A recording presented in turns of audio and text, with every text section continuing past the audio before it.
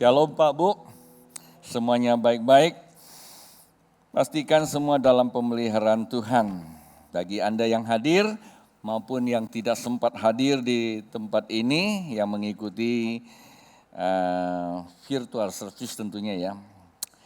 Buat Bapak Ibu yang kali pertama hadir ruangan ini, pastikan Bapak Ibu tidak langsung balik selepas ibadah. Jikalau Bapak Ibu butuhkan pertolongan, doa, dan tentu kami akan bersyafaat juga. Dan kami akan bagikan visi misi di gereja di tempat ini.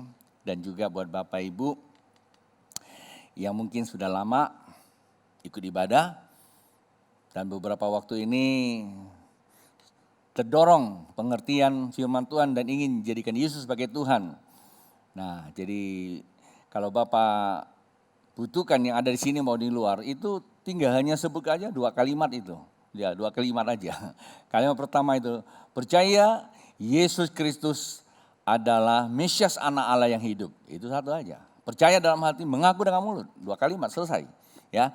Tapi jika Bapak Ibu membutuhkan pelayanan kami, ya jangan langsung balik dulu, minta asyir atau nanti kami akan doakan.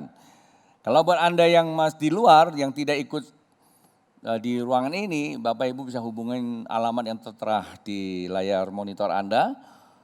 Demikian juga kalau Anda yang membutuhkan pelayanan, ya kalau di luar kota silakan hubungi gereja setempat yang dekat saja, sama saja ya. Yang penting dilayani oleh gereja, ya gereja pasti ada pendetanya. Cari gereja ada pendetanya tentu ya. Ada gereja yang nggak ada pendeta tapi koordinator. Ya. Ada juga sih yang seperti itu ya. Yang biasa yang adanya di mall gitu ya. Nah tapi cari yang ada gembalanya. Gembala benar-benar gembala gitu ya. Dan biar dilayani dan dimurikan. Baik Pak Bu. Kita akan lanjut lagi sesi yang kedua hari ini. Pagi tadi kita bahas tanda kedatangan Yesus. Nah, banyak bertanya kepada saya, kenapa hari-hari ini kita bicara tentang akhir zaman? Ya jelas akhir zaman itu merupakan sesuatu yang penting buat orang yang mengerti firman Tuhan, orang yang mengenal firman Tuhan. Nanti saya sampaikan pelan-pelan ya.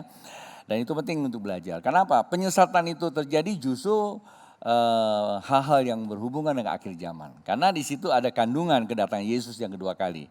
Alkitab katakan bahwa salah satu tanda, ya pagi tadi kan banyak tanda. Salah satu tanda dalam Alkitab bahwa menjelang kedatangan Yesus itu adalah pemurtatan. Dan saya kira tidak perlu lagi cari tanda ini. Dan sehari-hari kita banyak lihat pemurtatan. Bagaimana pemurtatan itu bisa terjadi? Apakah pemurtatan itu terjadi keluar dari gereja? Enggak semuanya seperti itu. Ada yang di dalam gereja bisa terjadi murtad juga. Kata murtad itu apa? Tahu tentang kebenaran tapi tidak mau melakukannya. Itu juga termasuk murtad. Ya. Biasanya malah di gereja. Ya. Untuk pelayanan semua yang berhubungan dengan kerohanian, ya mau. Tapi kalau yang berhubungan dengan kebenaran untuk perubahan hidupnya, no. Yang kedua, ketiga, jikalau gereja yang mengambil otoritas sebagai gereja Tuhan dengan pengembalaan, dengan menjalankan firman Tuhan pasti akan ada penegasan-penegasan. Nah biasa akan terjadi konflik, nah keluar.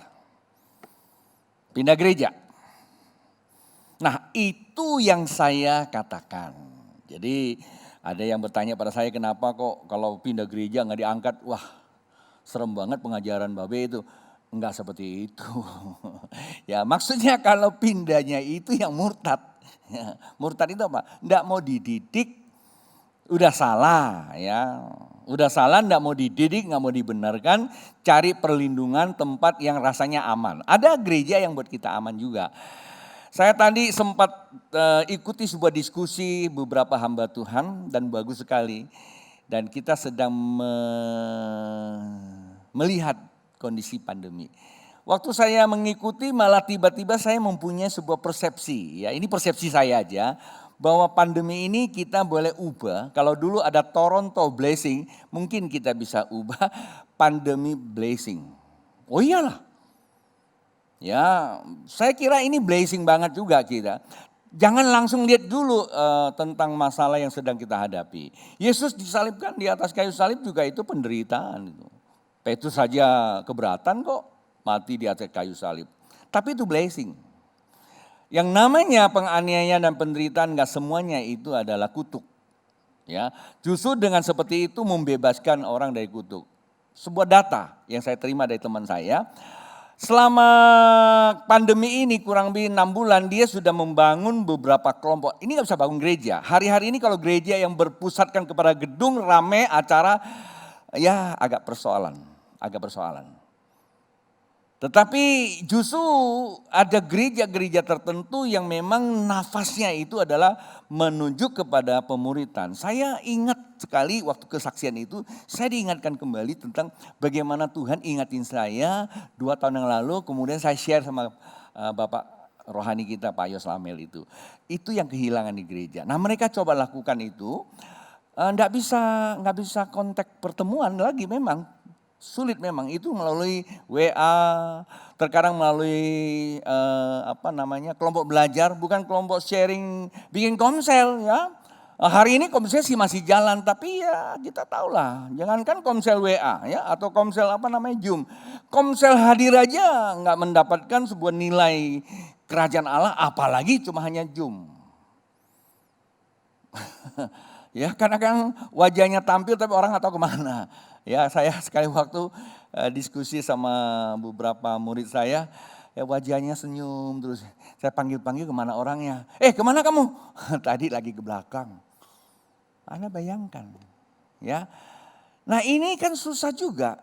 Sepertinya kalau kita ketemu gini ini kayak kita lagi diberikan apa? Minum racun gitu. Padahal enggak.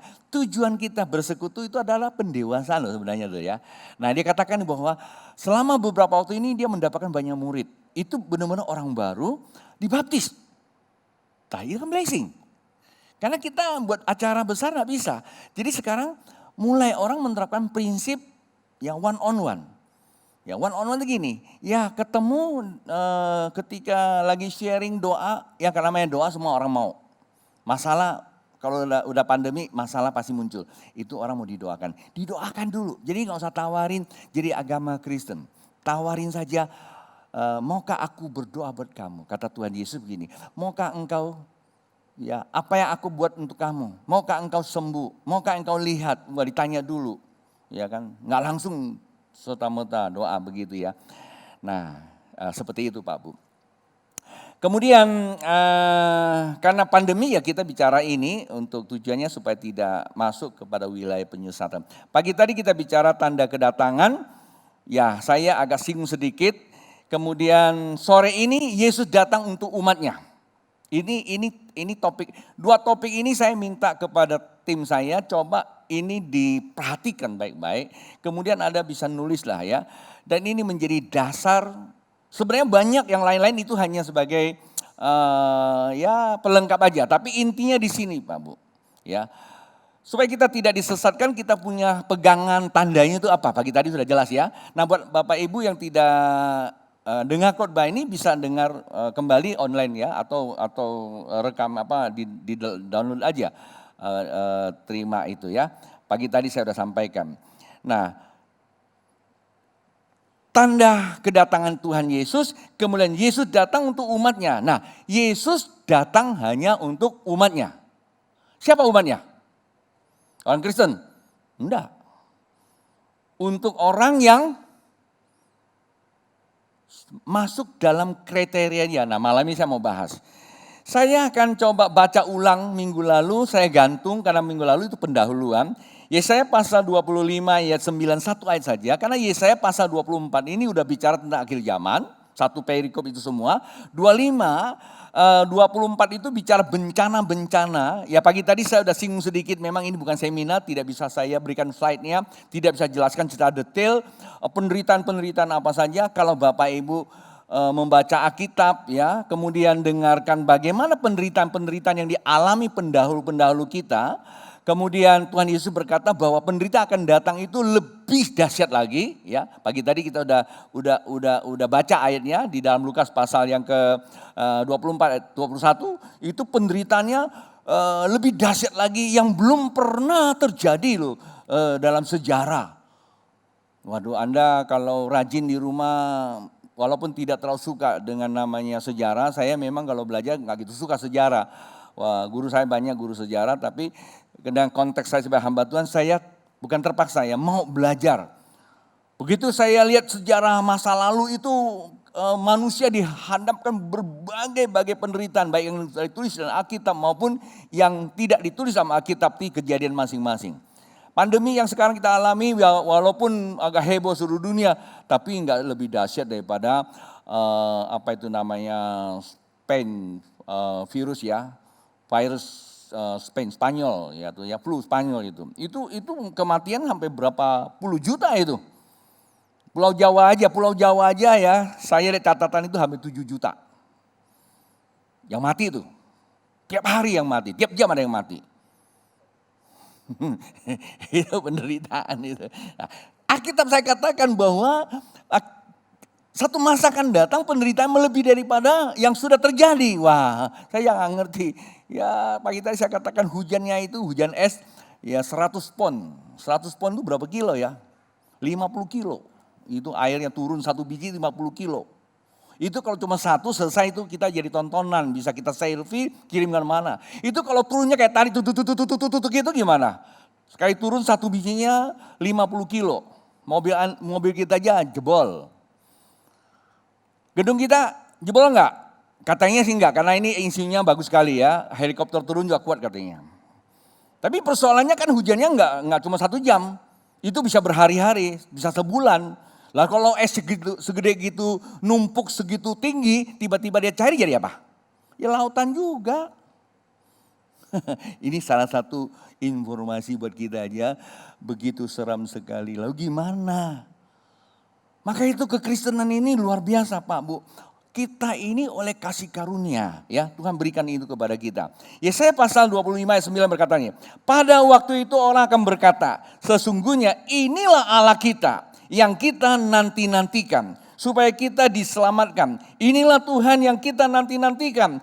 Marilah kita bersorak-sorak dan bersukacita oleh karena keselamatan yang diadakannya. Satu ayat saja toh Pak Bu. Ini saya coba cari terus doa, saya bicara dari sini. Dari sini indah sekali. Dan Alkitab katakan, kitab Yesaya menuliskan bahwa dikatakan apa?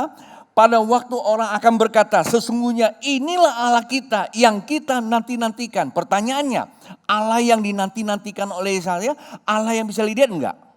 Enggak bisa lihat. Kok dia bisa tahu? Padahal waktu itu belum ada Yesus.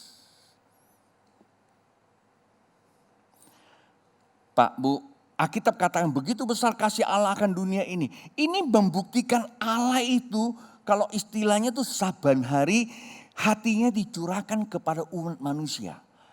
Yesus Kristus memberikan sebuah gambaran tentang anak yang terhilang. Bapak itu memang tidak cari. Dan ini memang konteks dalam Alkitab, Bapak tidak mencari anak yang terhilang. Tapi Bapak memikirkannya. Karena pikiran Bapak itu akan menebarkan energi sehingga anak itu terhubung dalam konteks energi. Ini gambaran saya ya, gambaran Alkitab ini narasi saya. Sehingga pada saat penderitaan terjadi, anak itu enggak terhilang. Di dalam penderitaan, disitulah di apa? Blessing, berkat dalam penderitaan. Yang jadi masalah kalau sudah menderita, enggak merasa ada pertolongan. Jadi apa maksudnya Pak Bu? Allah menciptakan manusia di Taman Eden itu ada sebuah hubungan relationship yang indah.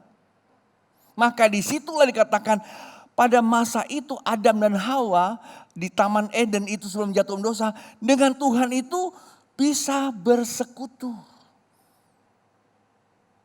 Allah memanggil Adam, Adam di manakah engkau? Dan itu terjadi karena dosa. Tapi sebelum itu tahu nggak? Bisa bersekutu. Kok Adam bisa ngerti Allah itu berjalan di taman? Karena memang udah biasa dengar suara kaki itu gimana. Tapi karena dosa mereka ini sudah tidak lagi bisa ketemu. Kalau ketemu mati itu. Dosa itulah yang akan menghancurkan manusia. Nah sebenarnya Yesaya menulis ini bahwa manusia itu sesungguhnya menantikan Allah. Kenapa? Menantikan Allah itu dalam penantian menanti kepada Allah yang transenden itu, tetapi dinantikannya dalam Allah yang imanen. Yang Elohim berubah menjadi Adonai. Yang tidak bisa lihat tapi bisa jadi lihat. Ini gambaran. Kekristenan itu Pak Bu, perhatikan ya adik-adik semua ini. Kenapa kamu jadi orang Kristen? Kristen bukan jadikan kita sekedar punya agama lebih keren. Enggak. Kekristenan itu mempunyai tujuan. Maka dikatakan harapan. Harapan apa? Harapan itu adalah keselamatan. Keselamatannya apa? Pagi tadi sudah jelaskan. Keselamatan itu bukan masuk surga Pak Bu. Keselamatan bukan hanya sekedar masuk surga. Keselamatan itu hidup kekal. Di mana hidup kekal? Ya pada umumnya orang kenal hidup kekal itu di surga. Padahal Yesus mau datang. Lah kalau Yesus sudah datang dia gak akan ada kembali lagi ke surga. Lah kalau Anda hidup kekal di surga bikin gereja lagi dong di sana. Supaya Yesus nyanyi kayak tadi lagi. Sudahkah siap sedia Yesus mau balik surga? Ya kan emangnya yuk turun naik. Ya kalau sudah datang gak kembali lagi kemana? Ya akan membangun kota baru. Kerajaan 1000 tahun baru masuk Yerusalem baru. Itu loh Pak Bu ya. Nah siapa yang menantikan dia? Orang yang bisa memanggil dia Allah di dalam Tuhan. Nah yang namanya imanen itulah Tuhan. Tuhannya siapa? Yaitulah Yesus Kristus. Ini loh Yesaya sedang berbicara tentang zaman akhir ini. Yang bisa ngomong ini sebenarnya bukan masa Yesaya. Yesaya pada masa itu Tuhannya juga gak kelihatan. Tetapi justru di masanya kita di zaman akhir ini. Yesus datang sebagai Tuhan. Zaman akhir. Dan sekarang kita sudah masuk apa? Akhirnya zaman. Sudah sangat ujung daripada zaman akhir itu. Ya, kan sudah ikuti kan sesi menuju zaman baru. 1 Petrus pasal pertama ayat 20 dan 21. Pengharapan kita itu adalah apa? Hidup bersama dengan Dia.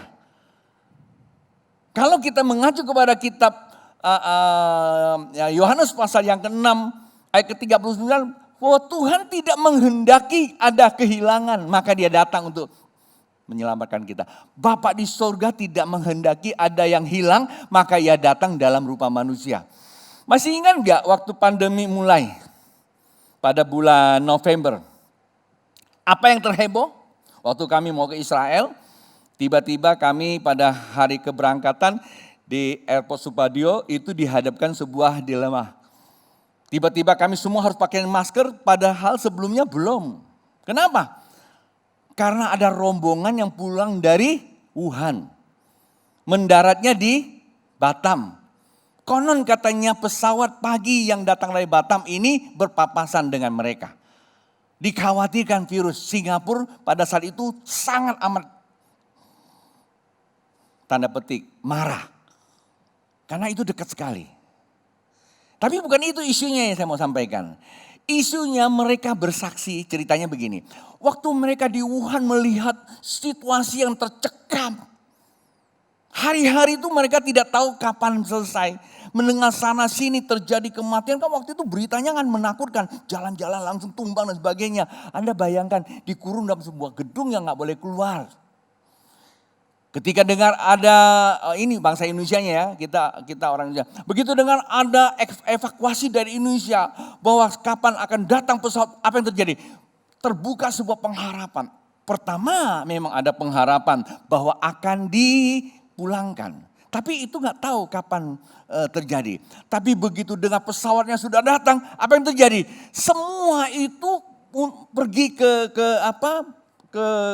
tempat evakuasinya. Cerita dari mereka, itu seperti apa? Udah gak pikirkan apa yang mau dibawa itu, yang penting keluar dari Wuhan. Ceritanya seperti itu. Nah waktu dia cerita itu saya berpikir kenapa? Ini nih, sebenarnya kita ini sedang menghadapi seperti itu. Kondisi kapan Yesus mau datang gak ada yang tahu memang. Tetapi dia pasti datang. Dia datang gak perlu tunggu Anda percaya atau Anda tidak percaya. Dia datang karena memang waktunya dia harus datang. Tetapi pada saat ini kita harus menjadikan bahwa seakan-akan 1 jam lagi dia datang. Itulah sebab mempersiapkan diri. Nah ada sebuah sukacita kita menantikan dia. Saya terkadang juga heran dengan gereja Tuhan termasuk kita juga. Kurang untuk bicara satu ini. Dan selalu ada momentum aja. Harusnya setiap kali perjamuan kudus itu dinyanyikan. Sudahkah kau sedia? Kalau enggak, gereja itu cuma jadikan apa? Wahana untuk cari kekayaan. Doakan supaya sukses. Tidak salah Pak, Bu. Tidak salah. Tetapi yang kehilangan sama kita bicara tentang tujuan daripada kekristenan adalah keselamatan. Keselamatan apa? Keselamatan tinggal di dunia yang baru.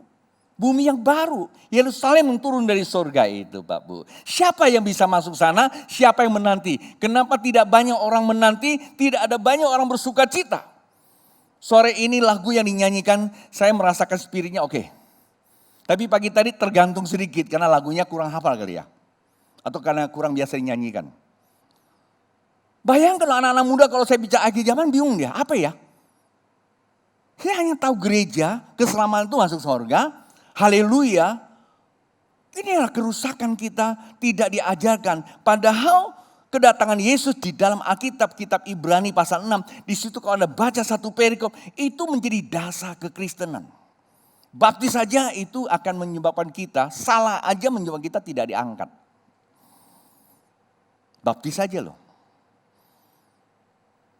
Di situ dijelaskan semua itu. Nah itu deh. Penumpangan tangan sama juga.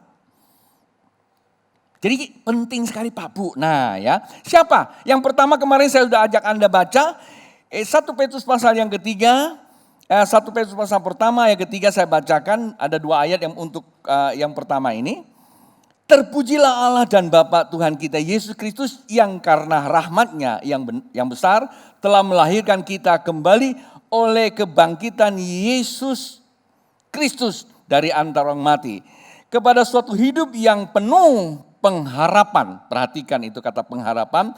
Langsung kepada ayat berikutnya ayat 4. Untuk menerima suatu bagian yang tidak dapat binasa. Yang tidak dapat cemar dan tidak dapat layu. Yang tersimpan di sorga bagi kamu. Tuhan Yesus berkata, aku pergi kepada Bapa sediakan tempat. Kita pikir biasanya dipakai penghiburan ke orang yang mati. It's okay, tidak salah. Yesus katakan aku datang kepada Bapa tapi aku akan kembali. Lawan orang mati memang Tuhan Yesus yang datang jemput dia mati kah? Penatua saya meninggal. Waduh Yesus datang jemput dia. Kalau bisa Yesus jangan datang dulu dong. Ayat itu sebenarnya tidak ditujukan ke sana. Ayat itu lebih cocok ditujukan memang Tuhan mempersiapkan.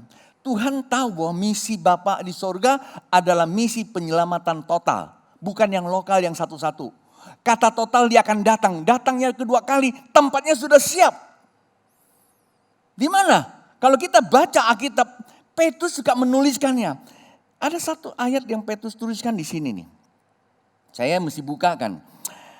2 Petrus pasal yang ketiga ayat 11 berkata demikian. 2 Petrus pasal 3 ayat 11. Jadi jika segala sesuatu ini akan dihancurkan atau akan hancur secara demikian, betapa suci dan salehnya kamu harus hidup. Tuh, perhatikan. Yaitu kamu yang menantikan dan mempercepat kedatangan hari Allah. Di sini katakan hari Allah. Jadi perhatikan akan ada penghancuran besar-besar. Petrus katakan betapa harus kita hidup apa? Suci. Untuk apa? Nah, yang ayat yang berikutnya 12. Pada hari itu langit akan binasa dan dalam api dan unsur-unsur dunia akan hancur karena nyalanya. Mobil Mercy Anda harga berapapun tak ada gunanya. Tapi kita nggak usah beli dong. Boleh dong. Kan tadi udah bilang selama masih bernafas memuji Tuhan pakai Mercy baru.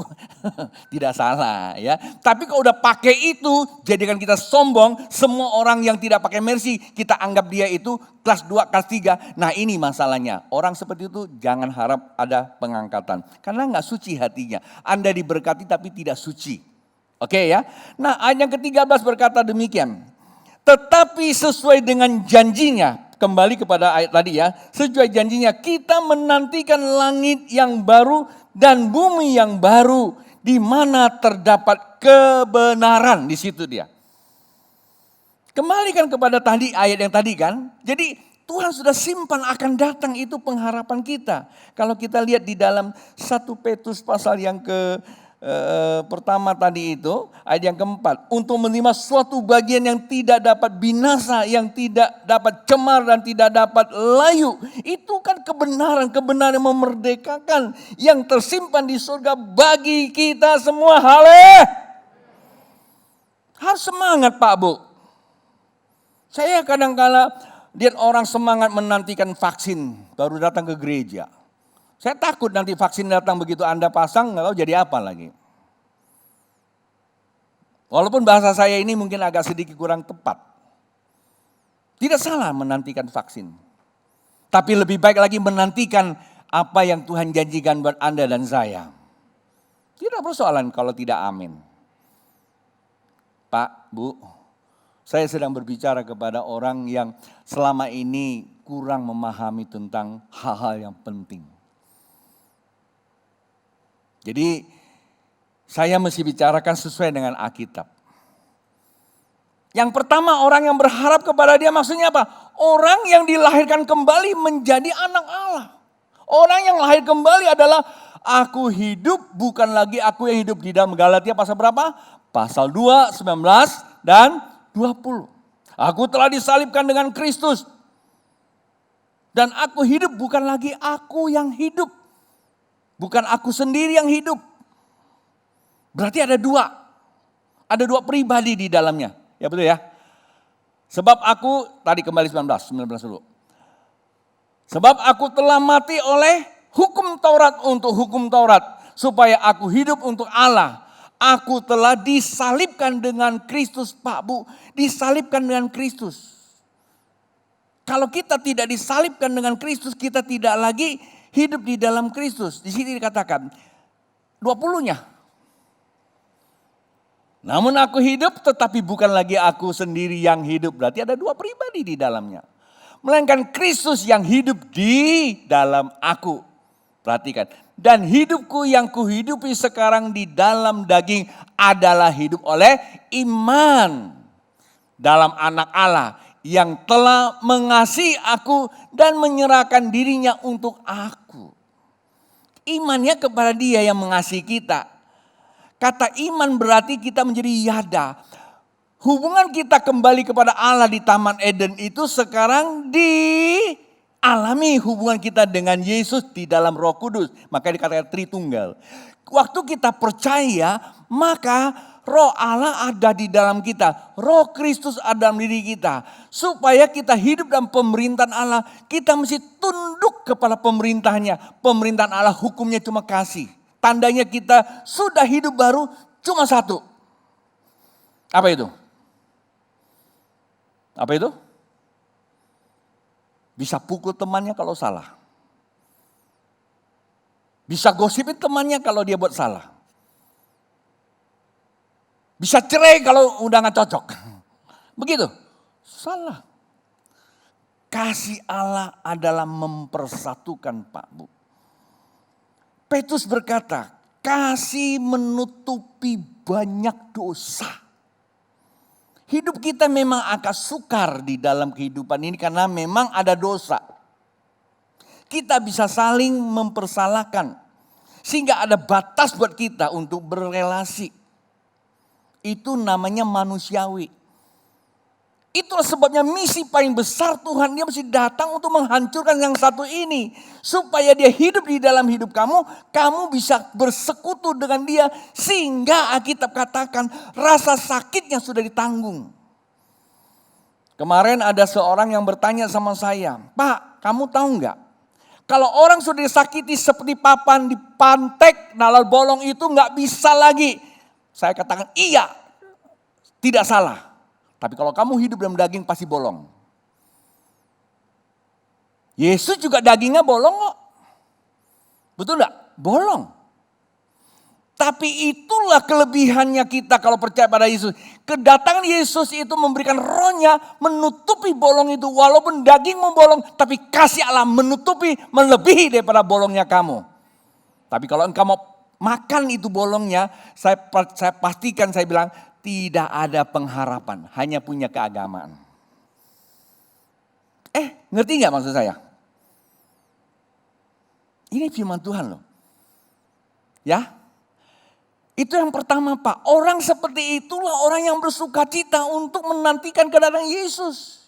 Kalau bicara tentang Yesus datang itu seperti kita lagi menantikan seorang pacar mau datang. Bahkan lebih dari itu. Halo? Betul nggak? Karena kita kenal. Kita sudah bercumbu dengan dia. Yada itu bercumbu namanya. Yang pertama kemarin sudah saya simpulkan. Hidup oleh iman dalam tubuh energi. Ya, ini tubuh energi apa? Telah dilahirkan oleh Yesus di dalam diri kita. Ada namanya apa? Energi ilahi. Tubuh kita memang masih tubuh energi. Tapi ada rohnya. Berarti ilahinya. Buat apa? Ketika sangkakala Allah bertiup. Pagi tadi kita sudah dengar. Maka sangkakala dengan energi ilahi itu pasti akan ada hubungan dengan keilahian Allah. Tiba-tiba mereka yang sudah mati di dalam Tuhan akan terjadi kebangkitan. Mereka yang belum mati akan terjadi sebuah perubahan tubuhnya. Sehingga menjadi tubuh kemuliaan. Dan itu yang terpenting buat kita sebagai orang percaya. Yang kedua. 1 Petrus pasal 1 ayat ke-5. Yaitu kamu yang dipelihara dalam kekuatan Allah oleh karena apa? Karena imanmu sementara. Kamu menantikan keselamatan yang telah tersedia untuk dinyatakan pada zaman akhir. Berarti memang belum kan? Itu udah tersedia. Kita menantikan. Pak Bu, menantikan keselamatan yang nantinya disediakan untuk kita. Baik keselamatan mungkin dalam perjalanan tiba-tiba mati duluan. Ya sudah ada tempat istirahat buat kita. Tetapi kalau belum nanti ada penganiayaan yang besar. Alkitab katakan akan hadapi. Pagi tadi saya banyak singgung tentang namanya dispensasi. Dispensasinya begini. Teori dispensasi itu mereka bisa belajar tentang hari tanggal berdasarkan hitung-hitungan orang Yahudi. Ini sekarang kan kejadian seperti itu. Kemudian nanti Yesus datang semua orang percaya diangkat. Itu namanya apa? Pre-tribulation, bebas dari penganiayaan. Ya, kami orang teologi selalu mengatakan kita menghargai paham orang. Tapi buat jemaat yang Tuhan percayakan, saya katakan jangan mau terima yang seperti itu. Itu sangat keliru. Coba bayangin Pak Bu. Kalau yang pre-tribulation ada bebas dari penganiayaan. Ada dispensasi bisa baca. Hitung-hitungan tepat. Udah berapa banyak hitung-hitungan terjadi dari zaman awal sampai sekarang. Hitungan terus mundur terus. Gak ada waktu saya jelaskan siapa-siapa yang menghitung. Di Korea ada yang hitung. Di Jepang ada yang hitung. Di Amerika banyak yang hitung. Karena di Amerika yang tukang hitungnya banyak. Karena nabi, rasul itu banyak sekali. Konon teman saya bilang kalau Anda mau cari rasul di Amerika. Anda naik ke loteng lemparkan batu jatuh ke bawah. Pasti ketemu kalau gak rasul nabi.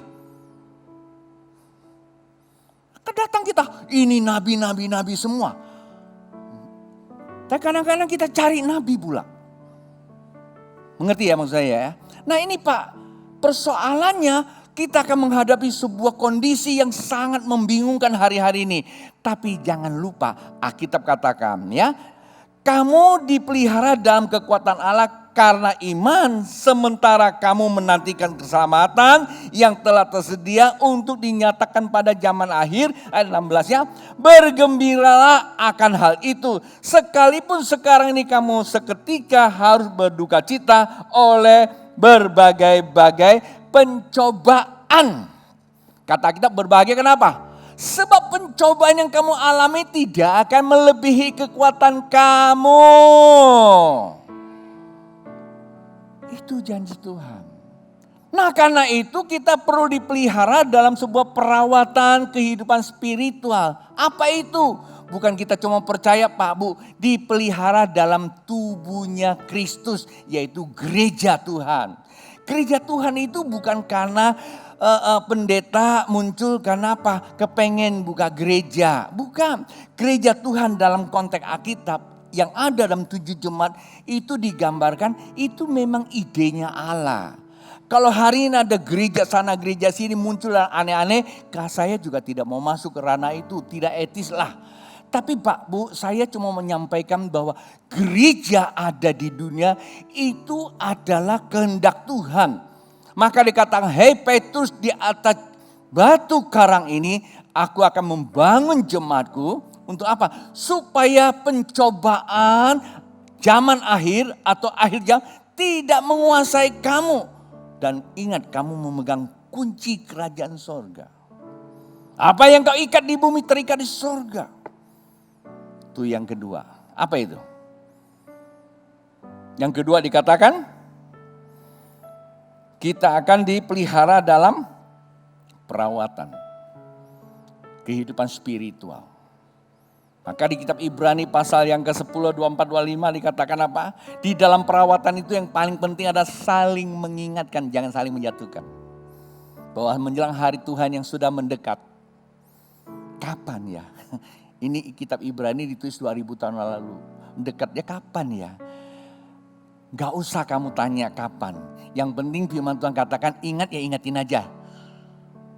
Justru kadangkala kita ini menjadi orang yang a priori, udah lama gak pernah muncul. Kita anggap apa? Gak perlu lagi ingatkan, gua mau ke gereja, mau ibadah itu hak gua. Ini yang jadi persoalan Pak Bu.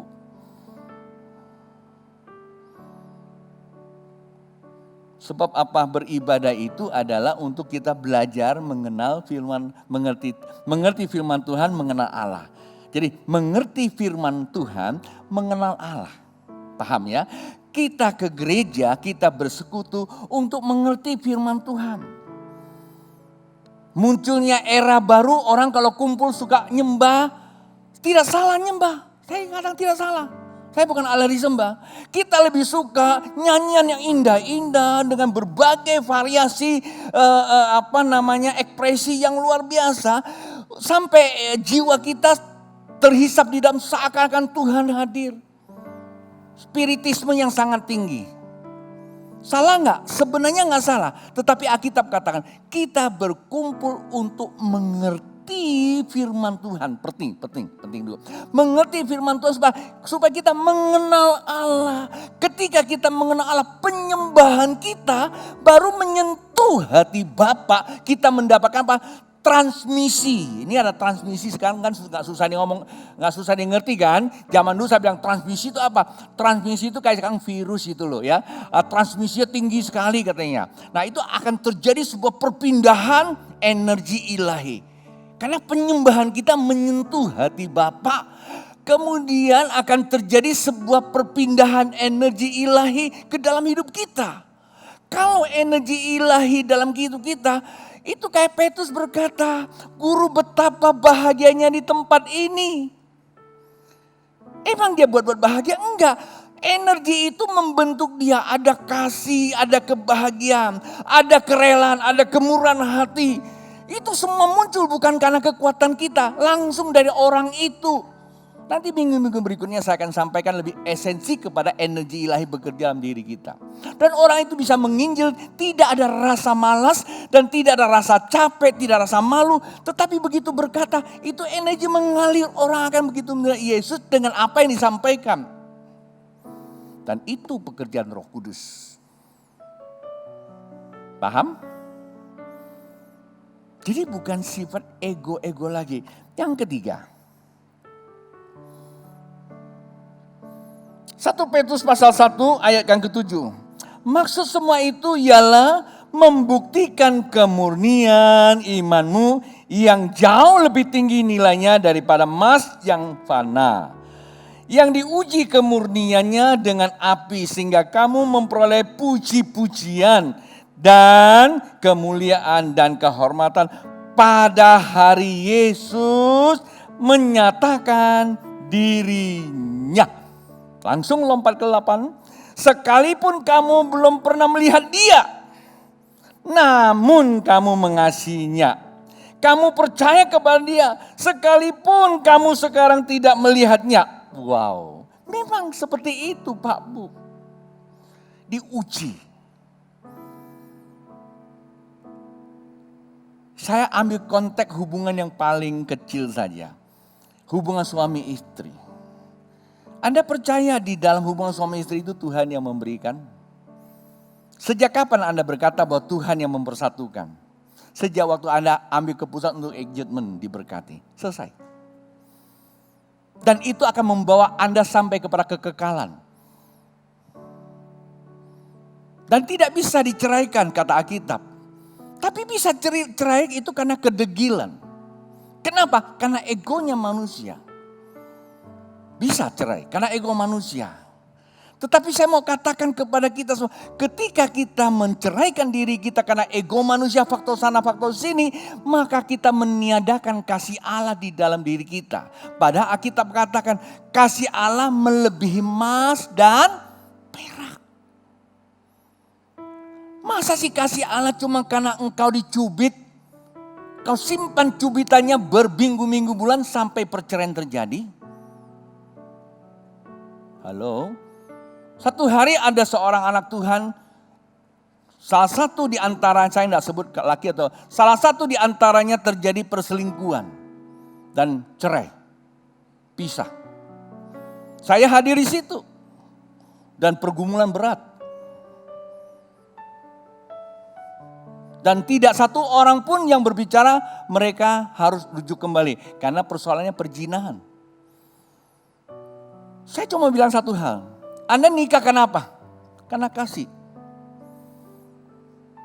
Apakah kasih itu lebih rendah dari persoalan yang dihadapi oleh salah satu pasangan kamu?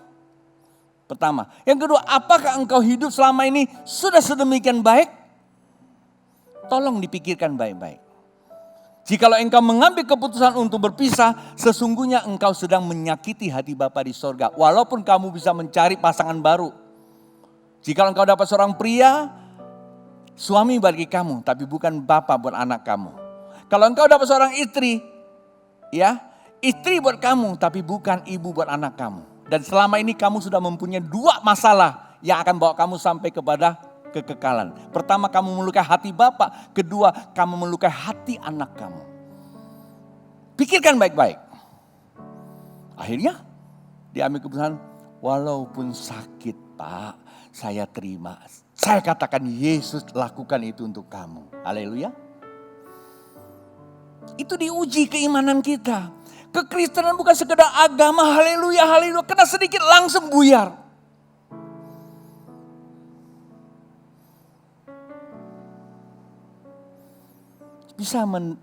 Bisakah Anda menggambarkan Bapak bagaimana sedihnya jikalau ada di antara kita saling konflik? Anda akan bisa menggambarkan kalau kita punya anak dua. Ketika mereka konflik. Mereka akan saling lempar tuduhan. Mereka punya dalil, punya argumentasi dengan semua segudang apapun. Ingat, yang sakit adalah orang tuamu.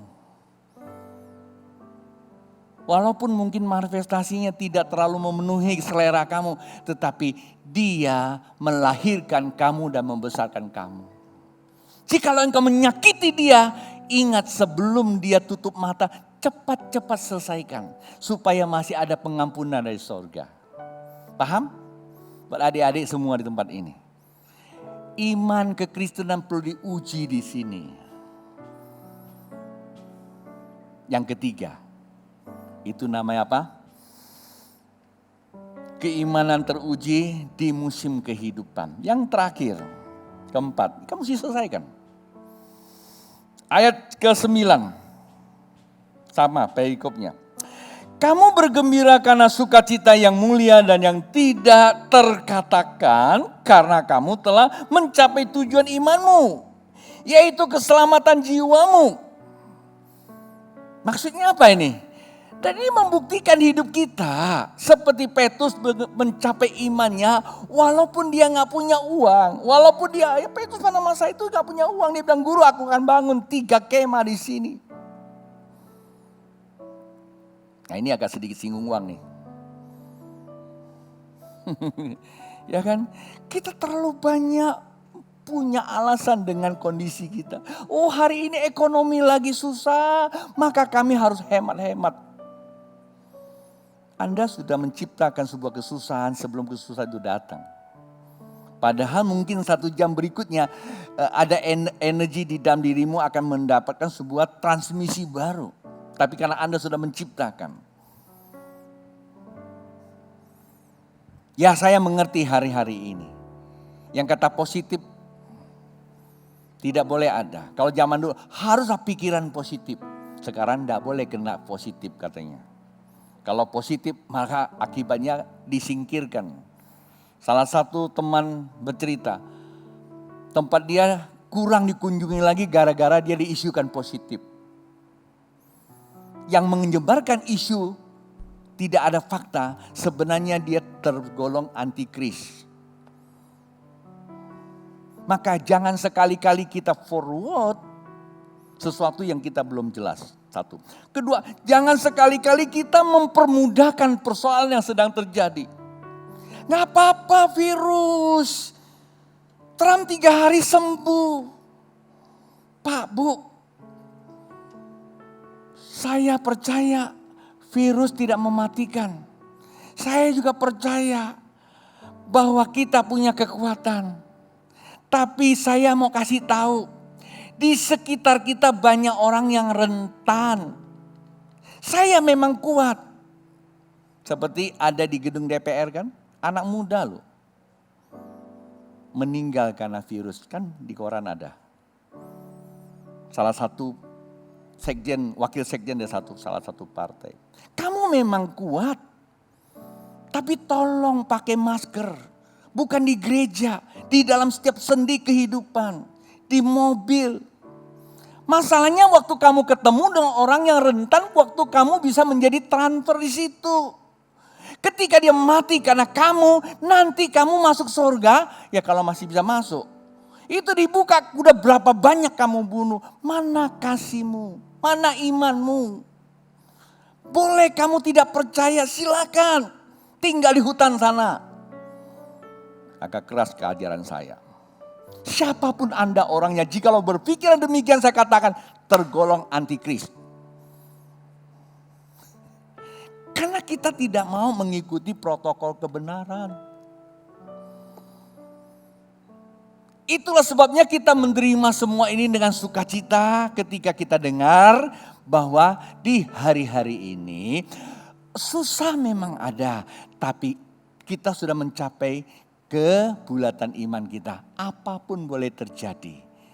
Saya bisa lakukan karena saya tahu ada jaminan Tuhan. Kata kuncinya gini Pak Bu. Apapun yang kita perbuat. Mungkin gak enak. Mungkin ada dengar saya khotbah gak enak juga. Tapi terimalah sebagaimana kau sedang dengar Tuhan bicara. Jikalau yang bicara salah, dia berurusan sama Tuhan karena engkau memandang dia, Tuhan sedang bicara. Paham? Itu konteks ini. Tapi di dalam kehidupan, mungkin ada orang yang nyakiti kamu. Mari ampuni dia sebagaimana engkau lakukan untuk Tuhan. Jikalau kau tidak mau lakukan, maka surga tidak terbuka buat kita. Alkitab katakan kita akan bekerja, berpelus sampai kembali ke tanah. Kita perlu energi ilahi dari surga untuk mengkondisikan kita menjadi orang yang hidup dalam apa? Kasih karunia. Kasih punya hubungan dengan Tuhan, karunia bisa kita berelasi satu sama lain. Termasuk yang pemusik-pemuji sini nih. Jikalau mereka mempunyai hati kasih kepada Tuhan, dia bukan berarti enggak boleh latihan ya. Latihannya 1, mungkin kemampuannya bisa 10. Perlu latihan. Tapi ada kemampuan ekstra. Kenapa? Karena kasih. Dalam kasih ada karunia. Karunia memampukan kita itu ilahi. Dan bukan saja Anda mampu memainkan. Daud waktu memainkan kecapi bukan indah didengar. Tapi ada spiritnya. Ada spiritnya. Maka saya selalu menggunakan bahasa satu ini. Sampai kepada kematian tulangmu pun karena engkau punya kasih, ada karunia kesembuhan buat orang lain. Dibuktikan dalam hidup kita, kata-kata kita, perasaan kita selalu menyembuhkan orang lain.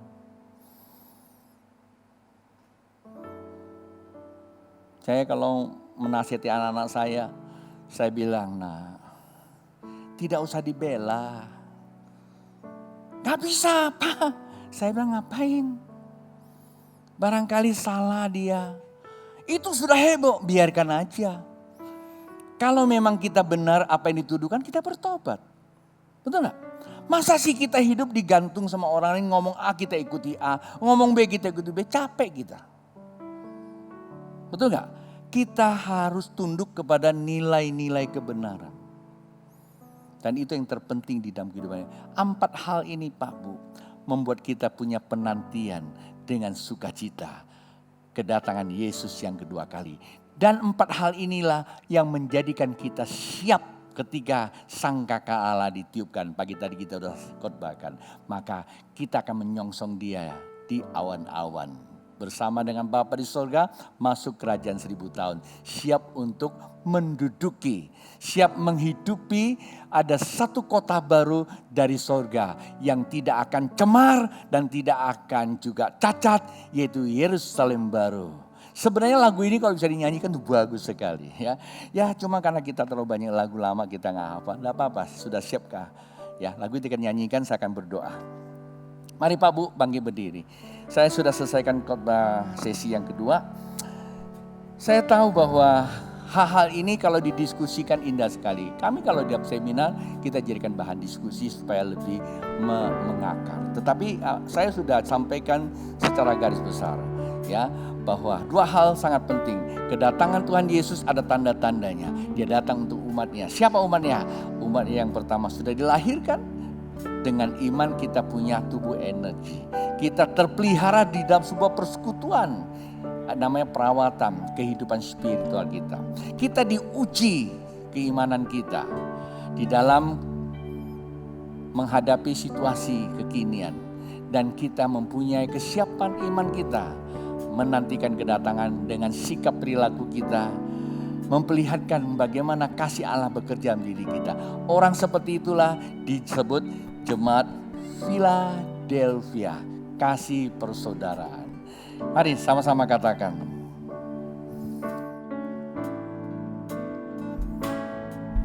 Sudahkah kita siap sedia menghadapi datangnya Yesus kelak kembali untuk mengangkat kita semua yang sungguh-sungguh berharap padanya. Sudahkah kita siap sedia menghadapi datangnya Yesus kelak kembali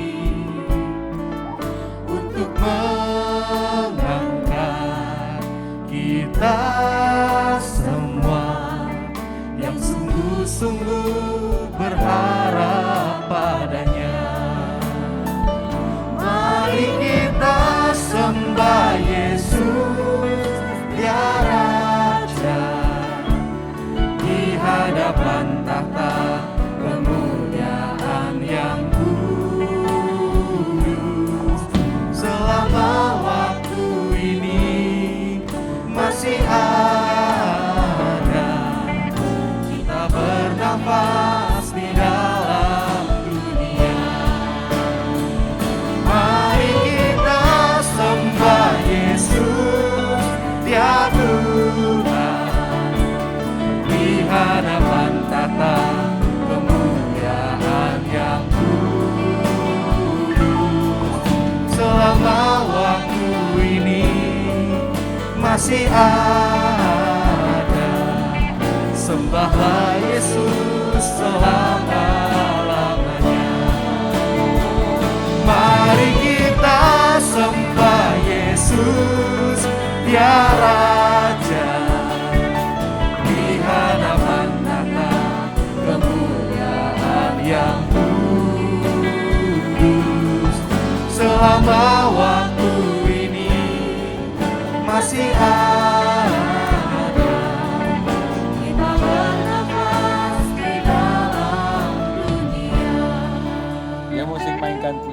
Mari kita mau mengakhiri ibadah, sekaligus kita memberkati bangsa kita terlebih dahulu.